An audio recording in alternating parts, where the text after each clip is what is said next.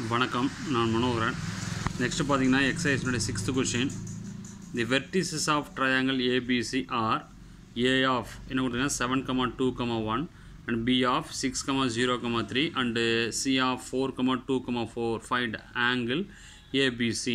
அதை என்ன கொடுத்துருக்காங்க அப்படின்னா, ஒரு முக்கோணம் ஏபிசியினுடைய உச்சி புள்ளிகள் கொடுத்துருக்காங்க. ஏன்னு சொல்லி இங்கே ஒரு பாயிண்ட் கொடுத்துருக்காங்க, பின்னு சொல்லி இங்கே ஒரு பாயிண்ட் கொடுத்துருக்காங்க, சின்னு சொல்லி இங்கே ஒரு பாயிண்ட் கொடுத்துட்டு அந்த முக்கோணத்தினுடைய அந்த பியில் இருக்கக்கூடிய அந்த ஆங்கிள் எவ்வளோ, அந்த பியினுடைய கோணம் என்ன அப்படின்னு கண்டு சொல்லியிருக்காங்க. அதாவது ஆங்கிள் ஏபிசினா பிங்கிற புள்ளியில் இருக்கக்கூடிய கோணம் என்னன்னு கேட்குறாங்க. உதாரணத்துக்கு இந்த இடத்துல பாருங்கள், டயக்ராம் போட்டு காட்டிருக்கேன் ஏபிசி. ஸோ அவங்க கொடுத்த வெர்டிசஸ் கேபிட்டல் ஏ இங்கே குறிச்சிருக்கேன், பிக்கான மதிப்பு போட்டிருக்கேன், சிக்கான வேல்யூ போட்டிருக்கேன். இதில் இந்த முக்கோணம் ஏபிசியில் இந்த பியில் ஒரு ஆங்கிள் இருக்குமா பியில், அப்படின்னா இந்த பிஏங்கிற இந்த லைனுக்கும் பிசிங்கிற இந்த லைனுக்கும் நடுவில் இங்கே ஒரு ஆங்கிள் இருக்குங்களா, அந்த ஆங்கிள் கண்டுபிடிச்சா நமக்கு அவன் கேட்டதுக்கான ஆன்சர் முடிஞ்சிச்சு. அப்போ நமக்கு இந்த இடத்துல பிஏ இந்த டேரெக்ஷன் நமக்கு வேணும். அதாவது ஏபி அதாவது பிஏ நமக்கு அந்த டேரெக்ஷன் தெரிஞ்சால் போதும், எந்த திசை நோக்கி போகுது அந்த டேரெக்ஷன் தெரிஞ்சால் போதும். அப்போ அந்த டேரெக்ஷனுடைய ரேஷியோ முன்னே கண்டுபிடிக்கிறோம், அதாவது திசை விகிதத்தை முன்னே கண்டுபிடிக்க போகிறோம், திசை விகிதத்தை கண்டுபிடிக்க போகிறோம். அப்போ டைரக்ஷன் ரேஷியோ ஆஃப் ஏபியினுடைய திசை விகிதத்தை கண்டுபிடிக்க போகிறோம்.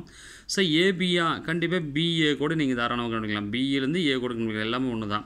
ஆனால் என்ன இந்த பாயிண்ட் மாறி வரும், இந்த மைனஸு ப்ளஸ்ன்னு வந்ததுல இங்கே ரெண்டு ப்ளஸ்ஸாக வரும், இது மைனஸாக வரும். மற்றபடி ஆன்சரில் எந்த மாற்றமும் இருக்காது, அது ஒன்றும் பிரச்சனை இல்லை. நம்ம ஏபியோ அல்லது பிஓ ரெண்டு பிஏவோ ஏதாவது ஒன்று கண்டுபிடிச்சிக்கலாம். நம்ம டைரக்ஷன் ரேஷியோ ஆஃப் ஏபி கண்டுபிடிச்சிருக்கோம். அப்போ ஏபியினுடைய டைரக்ஷன் ரேஷியோ அப்படின்னா இந்த இடத்துல இந்த பியிலேருந்து ஏவை கழிக்கிறோம். இது ஃபஸ்ட்டு பாயிண்ட் எடுத்துட்டோம், இது ரெண்டாவது பாயிண்ட் எடுத்துட்டோம். அதாவது ஏங்குது ஃபஸ்ட்டு, பிங்குது செகண்டு. அப்போ ரெண்டுலேருந்து ஃபஸ்ட்டு கழிக்கிறோம். அப்போ 6 - 7 0 - 2 அடுத்து பார்த்திங்கன்னா 3 - 1 இங்கே இருக்கும். ஸோ இதனுடைய வேல்யூ -1, இது -2, இது +2. இதை யூ வெட்டர்னு எடுத்துருக்கோம், -i cap -2j cap +2k cap இந்த டேரக்ஷன் குறிக்கக்கூடியது. நீங்கள் தாராளமாக நீங்கள் பிஏன்னு கூட போடலாம், தப்பு இல்லை. நீங்கள் ஒர்க் அவுட் பண்ணி போட்டு பாருங்கள், ஆன்சர் வரும் கண்டிப்பாக. டைரக்ஷன் ரேஷியோ ஆஃப் பிசி, இந்த பிசியினுடைய டைரக்ஷன் ரேஷியோ. அப்போ இந்த சி தான் ரெண்டாவது பாயிண்ட். இந்த சியிலேருந்து இந்த பிஏ மைனஸ் பண்ணுறேங்க, மைனஸ் பண்ணிட்டீங்க அப்படின்னா என்ன கிடச்சிருக்கு அப்படின்னா டைரக்ஷன் ரேஷியோ ஆஃப் பிசி அப்படின்னா இந்த சியிலேருந்து பிஏ மைனஸ் பண்ணுறேங்க.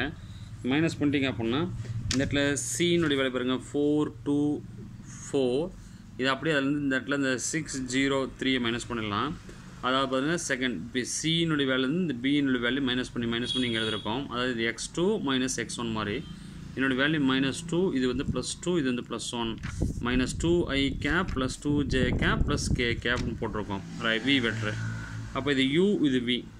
ஸோ ரெண்டு டாட் ப்ராடக்ட் பண்ணுறோம், ரெண்டு புள்ளி பெருக்கு பண்ணுறோம். u வெட்டனுடைய வேலை இங்கே எடுத்து எழுதிருக்கோம், டாட் இந்த v வெட்டனுடைய வேலை இங்கே எடுத்து எழுதிருக்கோம். ரெண்டு புள்ளி பெருக்கம் பண்ணோம் அப்படின்னா நமக்கு என்ன சிறப்புனா ஐயோடையும் ஜேவோடையும் கேவோடையும் மல்டிப்ளை பண்ணால் டாட் ப்ராடக்ட் பண்ணால், அப்போ ஐயோட மல்டிப்ளை பண்ணால் நினைக்கினா -1 × -2 ஆகுனா மைனஸ் இன்ட்டு -1 ஆகும், +2 ஆகும்.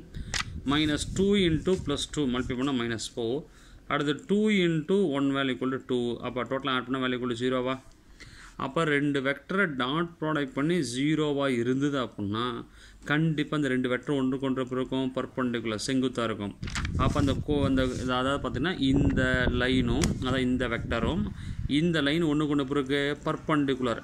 அப்போ ரெண்டு கோடுகள் ஒன்று கொண்டு செங்குத்தாக இருந்ததுன்னா கண்டிப்பாக இங்கே இருக்கக்கூடிய கோணம் என்ன இருக்கும், கண்டிப்பாக 90 டிகிரியாக இருக்கும். அப்போ பியில் இருக்கக்கூடிய ஆங்கிளில் கண்டிப்பாக என்ன இருக்கும், நமக்கு 90 டிகிரி. அதாவது பர்பெண்டிகுலர் π/2ன்னு சொல்கிறோம். அப்போ நான் கண்டிப்பாக இந்த line AB and BC are perpendicular. அப்போ இந்த ரெண்டு கோடுகள் ஏபியும் பிசியும் ஒன்று கூட செங்குத்துன்னு சொல்லியிருக்கோம். ஸோ அது நமக்கு தேவையில்லை.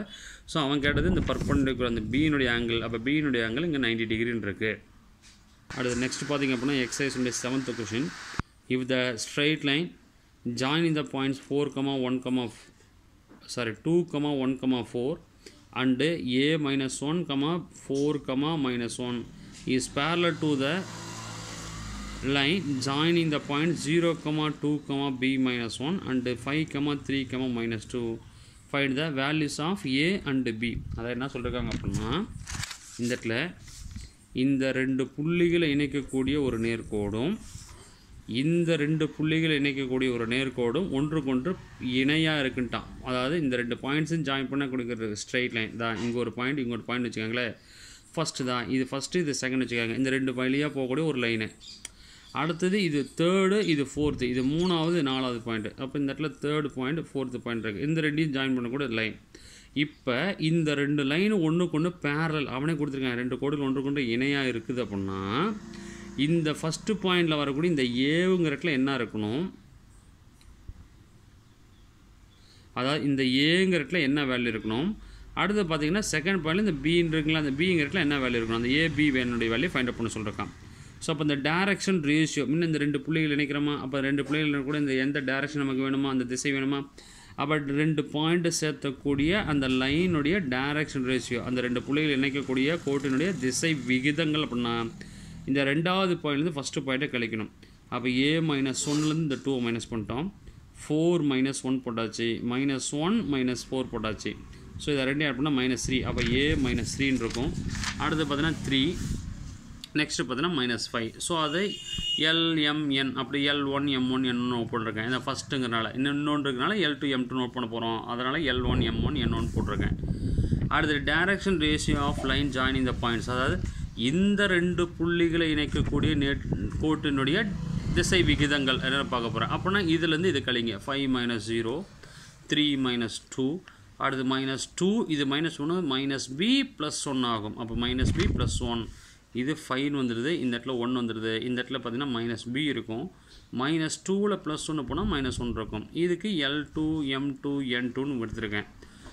கொஸ்டினில் தெளிவாக சொல்லியிருக்கான். அந்த ரெட் லைன் என்ன சொல்லியிருக்கான், பேரலல். அப்போ கிவன் கொடுக்கப்பட்ட கோடுகள் ஒன்றுக்கொன்று இணைன்னு சொல்லிட்டான்.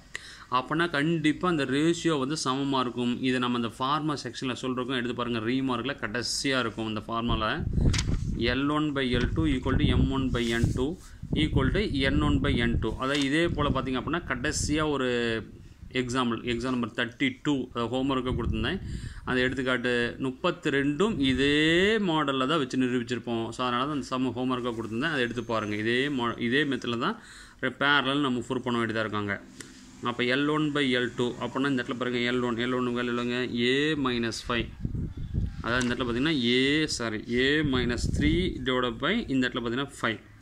அடுத்து பார்த்திங்கன்னா 3 / 1. அடுத்தது பார்த்திங்க அப்படின்னா இந்த இடத்துல -5 / -b - 1, -5 / -b, அதாவது -b - 1 போட்டாச்சு. பேரலல்னால கண்டிப்பாக எப்படி இருக்கும், எல்லாமே ஈக்குவலாக தான் கண்டிப்பாக இருக்கும். ஸோ சென்டரில் எல்லாமே ஈக்குவல் இருக்கனால மூணுமே ஈக்குவல். நம்ம எதுக்கு எது வேணால் ஈக்குவல் பண்ணிக்கலாம். ஸோ அப்போ ஃபஸ்ட்டும் செகண்டும் நம்ம ஈக்குவல் பண்ணுறோமே. அப்போ A - 3 / 5 = 3. So cross product 5 3s are value = 15 - 3 raised to 3 + 3, 15 + 3 = 18. அப்போ A வேல்யூ = 18. செகண்டு தேர்டு ஒன்று ஈக்குவல் பண்ணுங்கள். -5 / -1 - b = +3. இதை கிராஸ் ப்ராடக்ட் பண்ணால் -3 ஆகும், -3b. இந்த இடத்துல பார்த்திங்க அப்படின்னா -3b இருக்கட்டும். இந்த -3 ஈக்குவல்டுக்கு அந்த இன்னும் +3 ஆகும். அப்போ -5 + 3னா -2. மைனஸும் மைனஸை கேன்சல், b-ஐ டிவைட் பண்ணால் 3-ஐ டிவைட் பண்ணால் b = 2/3. அப்போ A வேல்யூ = 18, B வேல்யூ எவ்வளோ கிடச்சிட்டு நமக்கு 2/3 இருக்குது. ரைட். ஸோ இந்த ரெண்டு சம்ஸ் தெளிவாக பாருங்கள். நெக்ஸ்ட் சம்ஸ் நெக்ஸ்ட் கிளாஸில் பார்த்துக்கலாம். அதை அடுத்த வீடியோவில் கண்டினியூ பண்ணிக்கலாம்.